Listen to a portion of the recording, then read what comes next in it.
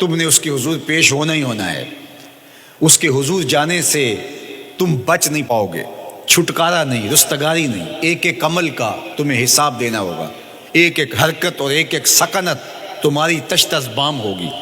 تمہارا پوشیدہ اور مخفی عمل قیامت کے دن سامنے آ جائے گا. اللہ اکبر. یہ قرآن ہے، یہ کوئی فرضی کہانی نہیں ہے. انہ لقول فصل وما هو بالہزل. فرمایا یہ قول فیصل ہے، یہ طے شدہ حقیقت ہے، یہ امر واقعی ہے. یہ کوئی مذاق نہیں ہے کہ یوں ہی کو کہانی بیان کر رہا ہے. یہ سب کچھ ہونے والا ہے، یہ اپنی آنکھوں سے تم دیکھو گے. آج انکار کرو یا اقرار کرو، تمہیں کھلا موقع دیا ہے. حتیٰ کہ تم کافر بن کے زندگی گزارنا چاہو، نمرود بن کے جینا چاہو، فرعون بن کے جینا چاہو، حامان بن کے جینا چاہو، ہم تجھے دنیا پہ موقع دیں گے. لیکن یہ نہیں ہے کہ جب زندگی کی بساط لپیٹے گی پھر کام ختم ہو جائے گا. نہیں، یہ تمہیں ہمیں فرصت دی ہے، پھر ہم نے تم سے حساب لینا ہے. ایک ایک عمل تمہارے سامنے آئے گا. اللہ اکبر. ذرا غور کیجئے. فآمنوا باللہ، تو بہتر ہے کہ اللہ پر ایمان لاؤ. اس کے حضور تو تم نے آنا ہی آنا ہے. بہتر نہیں ہے کہ جیتے جی آ جاؤ، پھر لوگ تجھے اٹھا کے لائیں گے. اچھا نہیں ہے کہ اپنے قدموں سے چل کے آ جاؤ. کی آنکھ سن لوک یعقوب تینوں جدوں ٹر پہ سر منہ کج کے تم. پھر جو کفن کی تنیوں میں لپیٹ کر کے تجھے لے کر کے جایا جائے گا. تو اچھا نہیں ہے کہ اپنے قدموں سے خود چل کے مالک کی دہلیز پہ چلے جاؤ. ایک حدیث میں آتا ہے کہ اللہ بندے کو اپنے سامنے سے ہٹنے نہیں دے گا جب تک اس سے 4 سوال نہیں کر لے گا. آپ دیکھیے، میں دیکھوں کیا ہم ان سوالوں کے جواب دینے کے لیے اپنے آپ کو تیار کر رہے ہیں. پہلی چیز، اللہ پوچھے گا عمر کہاں گزاری. دوسرا سوال، اللہ تعالیٰ علم کے بارے میں پوچھے گا. جو پڑھا تھا بتا، عمل کہاں تک کیا. خلوت، جلوت، زندگی، شام و سحر تیرے اس سیکھے ہوئے علم کی مطابقت میں تھے یا علم عزت دولت کمانے کے لیے پڑھا تھا. تیسری بات، اللہ پوچھے گا مال کمایا کیسے، اور مجھے بتا مال خرچ کہاں کیا. آج لوگ نیب سے ڈرتے ہیں کہ ہم سے پوچھ نہ لیا جائے کہ یہ آیا کہاں سے. منی ٹریل پیش کرو، یہاں ہم بچ جائیں گے. کوئی مکر، کوئی دھندا، کوئی فریب چل جائے گا، کوئی پریشر، کوئی افرادی قوت، کوئی سیاسی اثر و رسوخ، کوئی رشوت، کوئی سفارش، کچھ نہ کچھ تو راستہ نکل ہی آئے گا. اور آج کی دنیا میں صرف یہی پوچھا جاتا ہے کمایا کہاں سے. یہ نہیں پوچھا جاتا خرچ کہاں کیا. جیسے چاہو خرچ کرو، لیکن وہاں سوال ہوگا وَفِيمَا أَنفَقَهُ، خرچ کہاں کیا. یہ سوال بھی کیا جائے گا.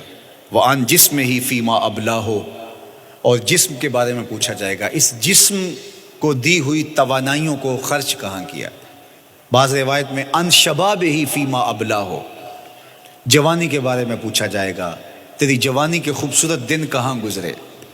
مجنو بن کے چوکوں میں کھڑا تو نہیں رہا، پارکوں کے گرد پروانوں کی طرح گھومتا تو نہیں رہا، تیری نظر بدکاریاں تو نہیں کرتی رہی، اپنی خواہشات کا غلام بن کے زندگی تو نہیں گزاری، تیری ساری ساری رات 4 انچ کی سکرین کے اوپر بدکاریاں کرتے بسر تو نہیں ہوئی. پوچھا جائے گا بتا جوانی کہاں گزری.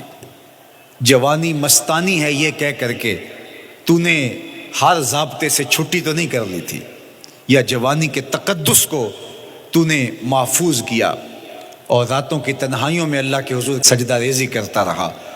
میرے اور آپ کے آقا و مولا نے فرمایا جو جوان جوانی میں توبہ کرے وہ اللہ کو محبوب ہے. اللہ اکبر. اور اللہ جن 7 لوگوں پر اپنے عرش کا سایہ کرے گا ان میں سے ایک شخص کا ذکر کرتے ہوئے فرمایا وَشَابٌ نَشَأَ فِي عِبَادَةِ اللَّهِ، وہ جوان جس کی جوانی اللہ کی عبادت میں گزری. قیامت کے دن جب کوئی سایہ نہیں ہوگا اللہ اسے اپنے عرش کا ٹھنڈا سایہ عطا فرمائے گا. میرے مخاطبین جو اس وقت میرے سامنے موجود ہیں بالمشافہ، اور پوری دنیا کے اندر جو اس وقت مجھے دیکھ رہے ہیں، ان میں زیادہ تر تعداد نوجوانوں کی ہے. تو میں آپ سب سے مخاطب ہوں اور آپ کو کہتا ہوں کہ یہ جوانی دوبارہ نہیں ملنی. بندہ کہتا ہے بڑھاپا آئے گا دیکھ لیں گے. جس طرح ہر چیز کا سرور جوانی میں ہوتا ہے، ہر چیز کا لطف بندہ کہتا ہے جوانی میں ہے، سجدوں کا جو لطف جوانی میں ہے وہ کسی اور زمانے میں نہیں ہے.